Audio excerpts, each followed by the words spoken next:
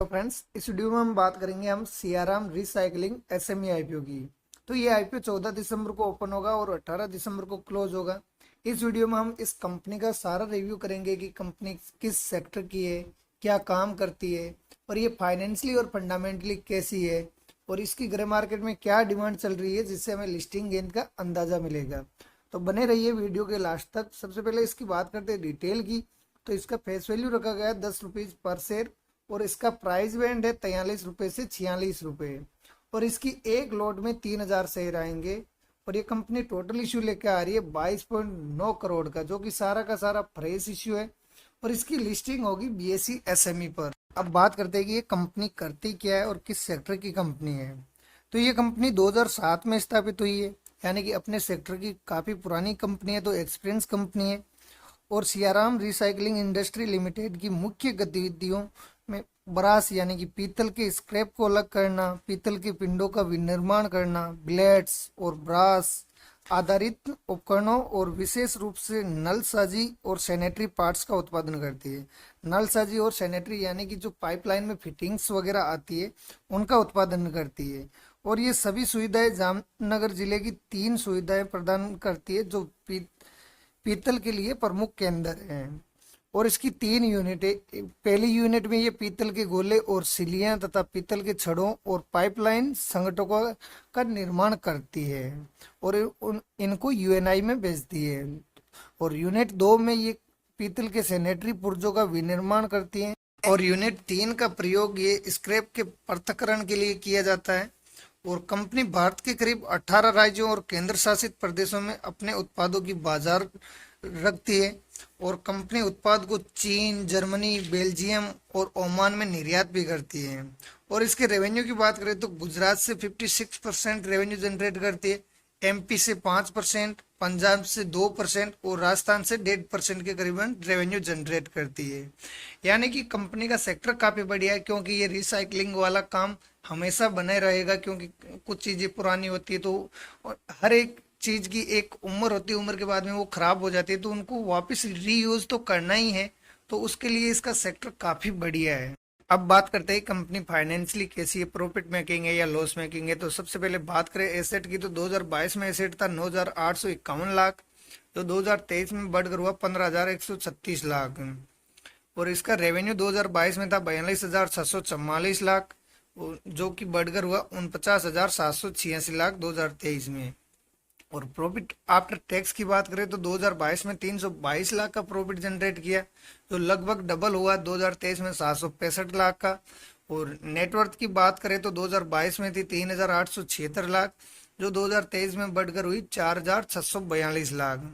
और बात करें इनके ऊपर रिजर्व की तो 2022 में रिजर्व था 2496 लाख, जो 2023 में बढ़कर हुआ 3,261 लाख।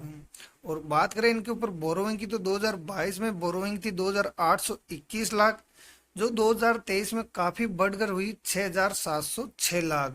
यानी कि बोरोइंग काफ़ी ज़्यादा बड़ी है और प्रॉफिट भी अच्छा खासा ग्रोथ कर रही है, रिजर्व में भी अच्छा खासा पैसा है, तो उतनी ज़्यादा बोरोइंग भी नहीं है। क्योंकि हर एक कंपनी के ऊपर थोड़ी बहुत बोरोइंग तो रहेगी और रहती है, क्योंकि इनका काम ही ऐसा है।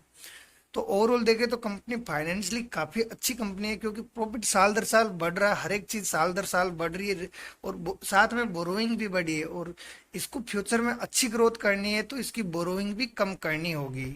अब बात करें इसकी की इंडिकेटर की, तो इसका पी निकल के आता है 8.3 का, जो कि ठीक है। और आर ओ 17% की और आर ओ सी 13% की, ये थोड़ी एक लेवल में ही है, उतनी ज़्यादा नहीं है, एक नॉर्मल रेंज में ही है कि उतनी अच्छी भी नहीं है और ख़राब भी नहीं है, तो ठीक ठाक एवरेज है। डेप्ट की हमने जैसे पहले बात की है कि इसको फ्यूचर में अच्छी ग्रोथ करनी है तो डेप्ट को कम करना होगा, और थोड़ा बहुत डेप्ट हर कंपनी के ऊपर रहता भी है। और इसकी अर्निंग पर शेयर वैल्यू आ रही है 5.5 की, जो कि थोड़ी कम है। और रिटर्न ऑन नेटवर्थ है 16% की, ये भी थोड़ी कम है। तो ये फंडामेंटली मतलब उतनी स्ट्रॉन्ग कंपनी नहीं है, एक लेवल में ही है। अब बात करते हैं इसकी ग्रे मार्केट में क्या डिमांड चल रही है, जिससे हमें लिस्टिंग गेन का अंदाजा मिलेगा। तो आज की डेट में इसका ग्रे मार्केट में प्रीमियम चल रहा है 20 रुपीज पर शेयर और इसमें 3000 शेयर की लोट है, तो एक लोट पे फायदा बता रहा है 60,000 रुपये का। और परसेंटेज वाइज देखें तो लगभग 44% के करीबन रिटर्न मिलने की उम्मीद है, जो कि थोड़ा 50% से कम है। एसएमई आईपीओ में सेफली अप्लाई करने के लिए हमें लगभग 50% के करीबन जीएमपी रहती है, तो हमें उसमें श्योरिटी हो जाती है कि इसमें थोड़ा बहुत तो लिस्टिंग गेन मिलेगा ही। अब इसकी डिमांड कम भी हो सकती है और आने वाले दिनों में बढ़ भी सकती है, और जहां तक चांसेज है इसकी मार्केट में डिमांड बढ़ेगी आने वाले 2-3 दिनों में, और लास्ट डे तक इसकी काफ़ी अच्छी डिमांड रह सकती है मेरे हिसाब से। और फ्रेंड, कोई भी कंपनी आईपीओ तभी लेके आती है जब या तो उसको अपने ऊपर की उधारी चुकानी है या अपने बिजनेस को एक्सपेंड करना है, तो ये आईपीओ का पैसा यूटिलाइज करेगी अपनी बोरोविंग को कम करने की। आईपीओ लाने के बाद में इसकी बोरोविंग कम हो जाएगी। अब बात करें इसकी अलॉटमेंट की, तो इसका अलॉटमेंट आएगा 19 दिसंबर को, रिफंड होगा 20 दिसंबर को, और लिस्टिंग होगी इसकी 21 दिसंबर को। अब फ्रेंड, हमने इस कंपनी का सारा रिव्यू कर लिया, कंपनी किस सेक्टर की है, क्या काम करती है, फाइनेंशियली फंडामेंटली कैसी है, और ग्रे मार्केट में क्या डिमांड चल रही है। तो फाइनली हमें डिसीजन लेना है कि इसमें अप्लाई करना है या अवॉइड करना है।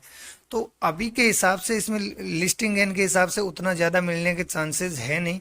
सेफली हम इसमें अप्लाई अभी के हिसाब से नहीं कर सकते। अगर इसकी डिमांड 50% के आसपास या 50% से ऊपर रहती है तो हम इसमें लिस्टिंग गेन के लिए सेफली अप्लाई कर सकते हैं, अदरवाइज हमें अवॉइड करना चाहिए, क्योंकि एसएमई आईपीओ बहुत ज़्यादा रिस्की होते हैं। इनकी सारी की सारी लोड एक साथ खरीदी और एक साथ बेची जाती है। और किसी भी एसएमई आईपीओ या आईपीओ में अप्लाई करने से पहले अपनी खुद की रिसर्च करना बहुत ज़रूरी है। खुद की रिसर्च करने के बाद ही अपनी रिस्क रिवार्ड लगा के ही अप्लाई करना चाहिए। और फ्रेंड, वीडियो अच्छा लगा तो वीडियो को लाइक कीजिए, चैनल को सब्सक्राइब कीजिए, साथ में बेल आइकन को भी ऑन कर दीजिए ताकि हमारे वीडियो का नोटिफिकेशन आपको मिलता रहे। धन्यवाद।